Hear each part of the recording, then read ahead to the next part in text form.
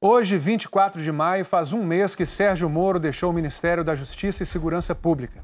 Saiu do governo Bolsonaro acusando o presidente de tentar interferir politicamente nas investigações da Polícia Federal. Começou então uma tempestade política no pior momento para o país, enquanto milhares de brasileiros enterravam seus mortos na pandemia de Covid-19. Situação que ficou ainda mais desesperadora ao longo desses 30 dias. Depois que Moro pediu demissão, o Supremo Tribunal Federal determinou a abertura de um inquérito para apurar as denúncias. E nessa investigação, o vídeo da reunião ministerial do dia 22 de abril foi apontado por Moro como prova da intenção do presidente de obter informações privilegiadas. O vídeo divulgado esta semana mostra também um Sérgio Moro praticamente mudo, de braços cruzados, diante do festival de xingamentos e desrespeito a autoridades e instituições. Hoje de manhã eu entrevistei o ex-ministro e perguntei sobre essa atitude dele na reunião. Ele falou sobre os 16 meses em que integrou o governo Bolsonaro. Moro disse que o presidente não se empenhou no combate à corrupção. Criticou a aproximação do governo com políticos do Centrão e disse que saiu para não trair seus princípios. Obrigada por aceitar o nosso convite. Tudo bem, Poliana. É um prazer aí estar falando com o Fantástico, com a imprensa. Com 22 anos de experiência na magistratura, na avaliação do senhor, o presidente cometeu crime? Veja, eu quando deixei o governo, eu fiz aquele pronunciamento e depois prestei um depoimento, eu deixei muito claro que nunca foi minha intenção prejudicar o governo de qualquer maneira. O que aconteceu, minha avaliação, uma interferência política do presidente da República na Polícia Federal, tanto na direção-geral como também na Superintendência do Rio de Janeiro, e entendi, pela relevância do assunto, que era a minha obrigação revelar, né, a verdade por trás da minha saída. Cabe agora às instituições, né, o PGR, a Polícia Federal e a próprio Supremo Tribunal Federal fazer a avaliação sobre esses fatos. Né? Na minha parte não cabe eu emitir uma opinião específica a esse respeito. 2 dias antes do senhor pedir demissão, o senhor participou de uma reunião ministerial no dia 22 de abril. Essa reunião, a defesa do senhor incluiu como prova no inquérito. Esse vídeo dessa reunião foi divulgado, inclusive, na sexta-feira agora. Horas antes dessa reunião, o presidente Bolsonaro mandou uma mensagem para o senhor que eu vou ler aqui agora. Moro, D'Aleixo sai esta semana, está decidido. Você pode dizer apenas a forma, a pedido ou ex officio. D'Aleixo era o então diretor-geral da Polícia Federal, nomeado pelo senhor. O senhor respondeu para o presidente que precisava conversar pessoalmente com ele, presidente, sobre o assunto. Como é que foi? O senhor teve essa conversa, tentou fazer com que o presidente mudasse de opinião? Ele mandou essas mensagens, de fato, né, no dia 22, dizendo, olha, vai trocar de qualquer jeito, você escolhe apenas a forma.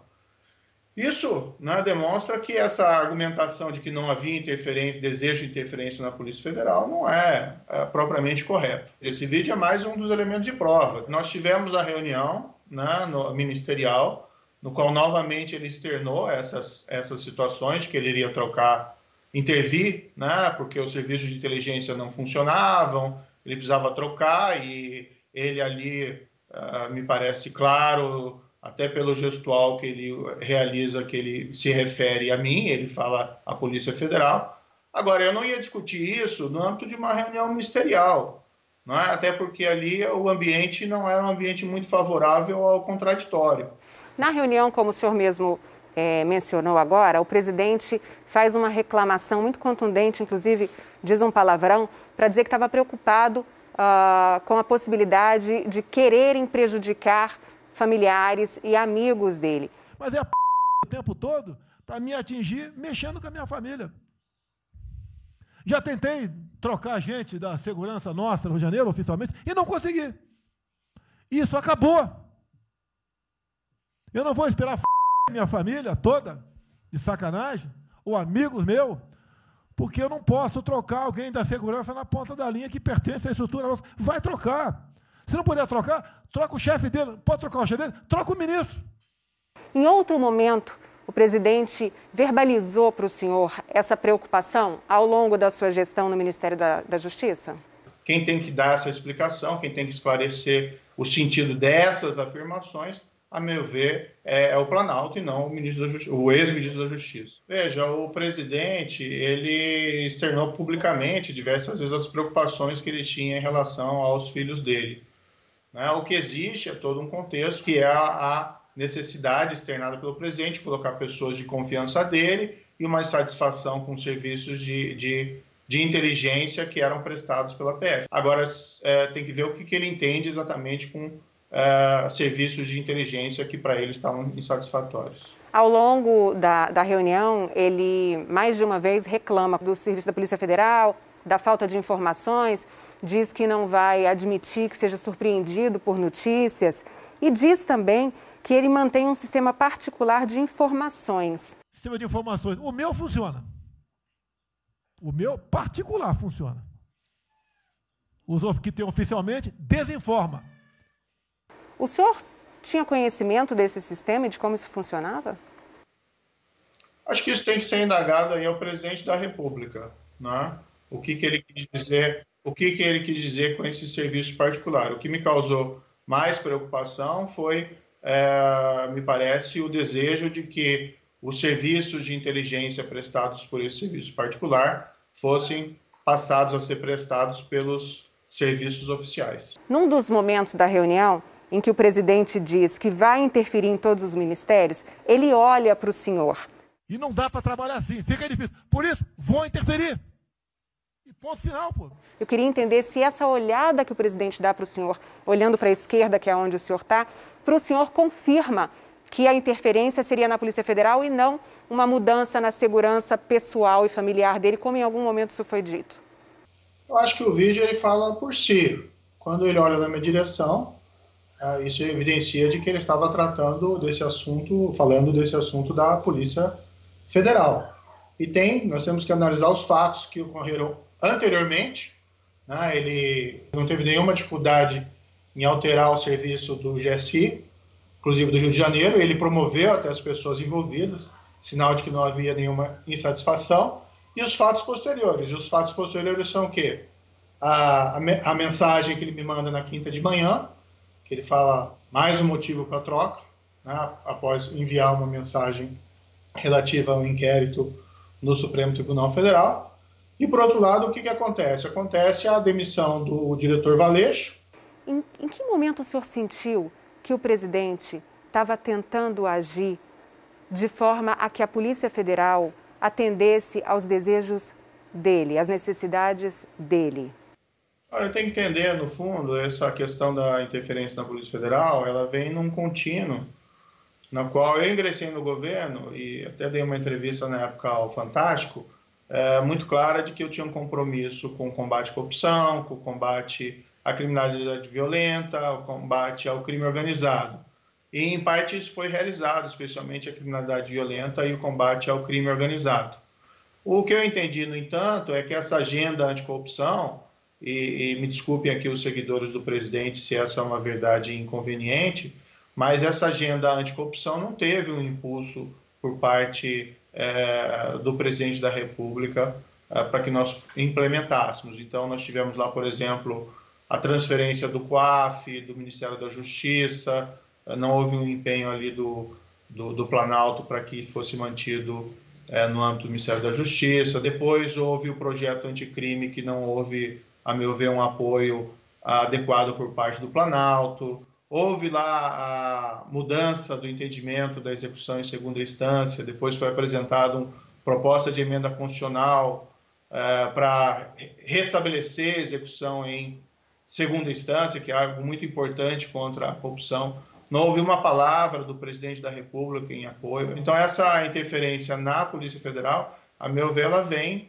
no âmbito de um contínuo, não é, em que eu vi essa agenda anticorrupção ser cada vez mais esvaziada.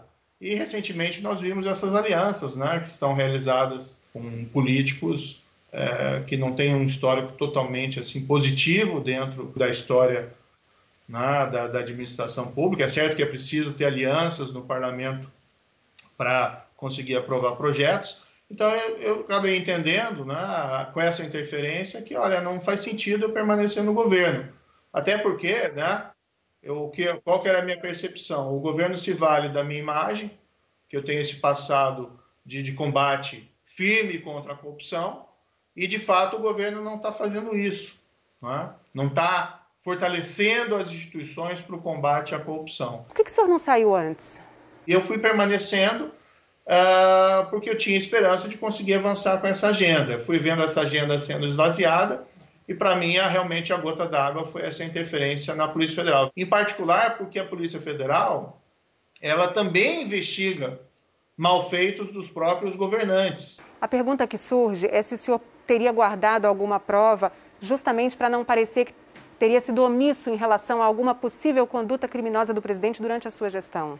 Não, de forma nenhuma. Não houve nenhuma situação, toda a situação eu revelaria se fosse o caso.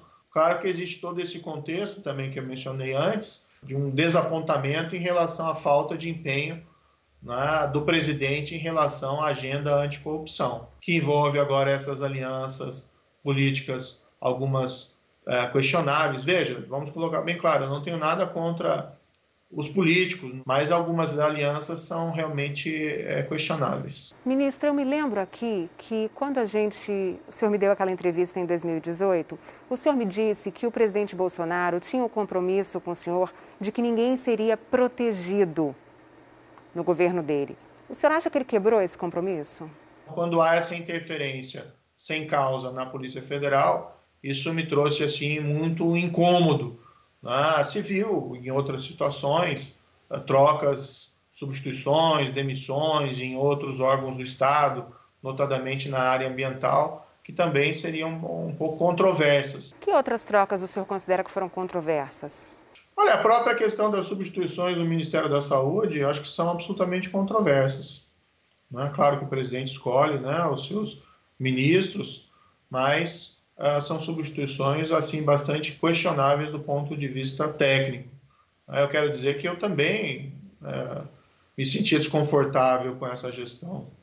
A posição do governo federal em relação à pandemia, muito pouco construtiva. No dia da reunião, o Brasil contava com 2.900 mortos e mais de 46 mil casos de Covid. E esse assunto praticamente não foi debatido na reunião. Hoje a gente já passa de 22 mil mortos. O senhor que viveu o governo de dentro, por que a pandemia não foi discutida naquela reunião? Essa é uma questão que deveria ser dirigida principalmente ao presidente da República. O presidente da República tem uma posição negacionista em relação à pandemia. Houve um debate também sobre a questão de prisão, no caso de infração, descumprimento de isolamento e de quarentena. Teve alguns episódios que foram até noticiados de algumas pessoas que foram presas por violação de isolamento de quarentena. E eu sempre externei, olha, a minha posição é que a prisão deve ser evitada ao máximo. Isso deve ser objeto de diálogo, deve ser objeto de convencimento. Mas existe uma possibilidade legal da prisão porque é um crime previsto, uma infração penal prevista no artigo 268 do Código Penal. O presidente Bolsonaro insultou ali na reunião prefeitos e governadores por justamente adotarem o isolamento. O senhor acha que esse assunto, a posição do senhor pró-isolamento, aumentou o clima de tensão, o choque entre o senhor e o presidente Bolsonaro? Dentro do governo, eu lembro de várias reuniões que eu participei, isso pode ser dito melhor pelo ministro Mandetta, e que foi alertado o risco de que houvesse essa escalada de mortes. E, no entanto, me parece que falta um planejamento geral por parte do governo federal em relação a essas questões. Agora, eu acho que a minha lealdade ao próprio presidente demanda que eu me posicione com a verdade, com o que eu penso, e não apenas concordando com a posição do presidente.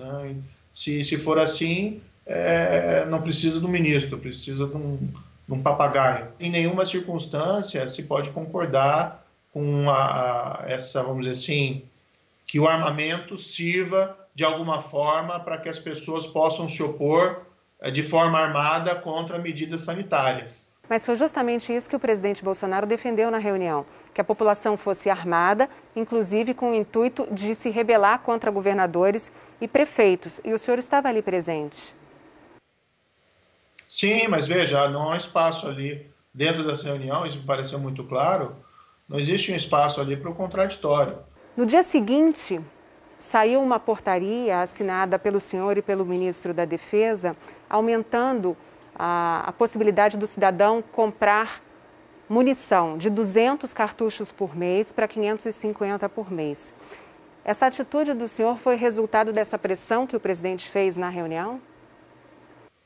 Certamente. Eu não queria também que isso fosse utilizado como um subterfúgio para desviar a questão da Polícia Federal, da interferência na Polícia Federal. O senhor achou que valia a pena a troca?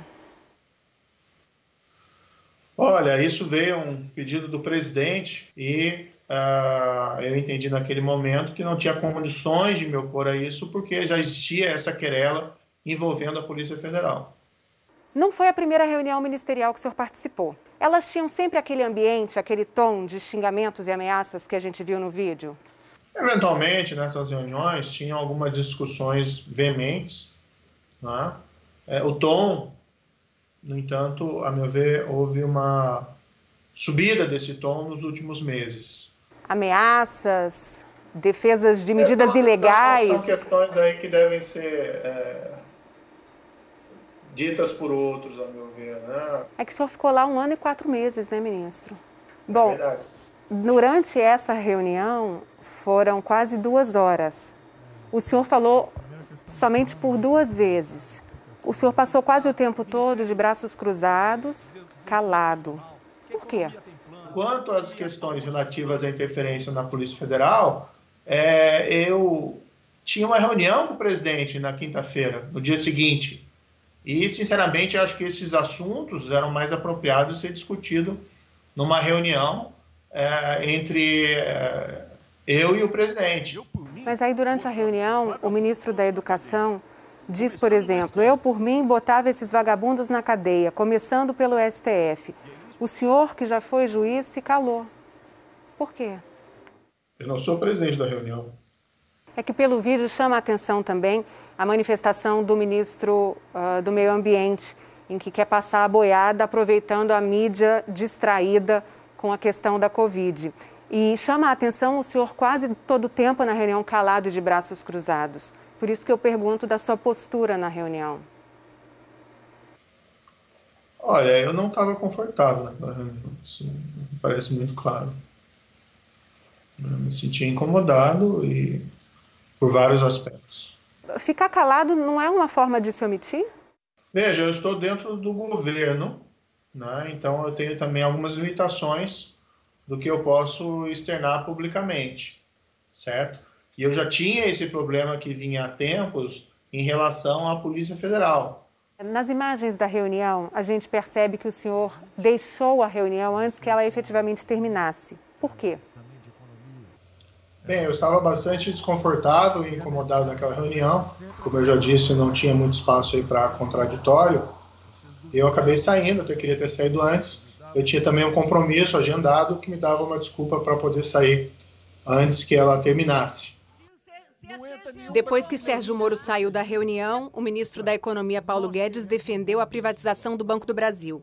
E o presidente do Banco do Brasil, Rubem Novaes, chamou o Tribunal de Contas da União de usina do terror. O senhor não pode dizer que as atitudes do presidente Bolsonaro hoje são diferentes das que ele demonstrou ao longo da carreira dele parlamentar no Congresso, durante 28 anos.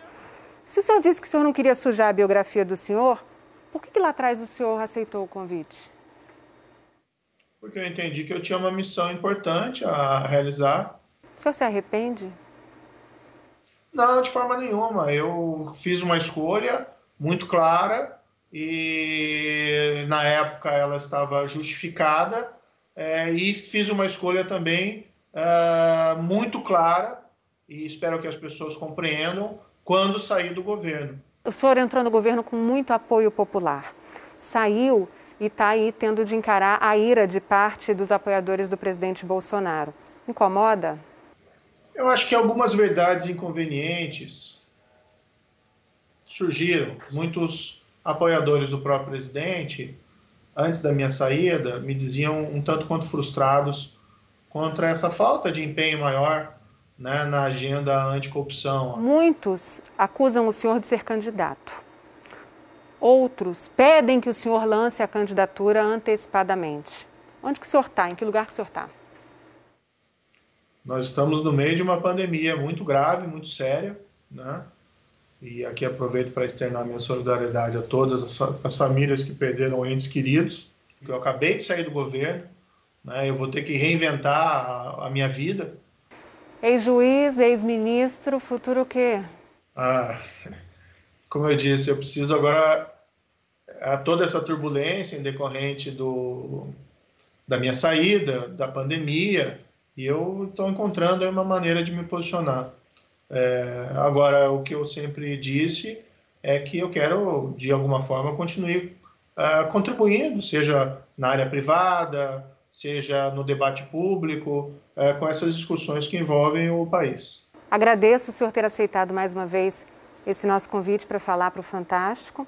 Então está muito bom, eu agradeço também a oportunidade, acho que eu devo isso à população brasileira.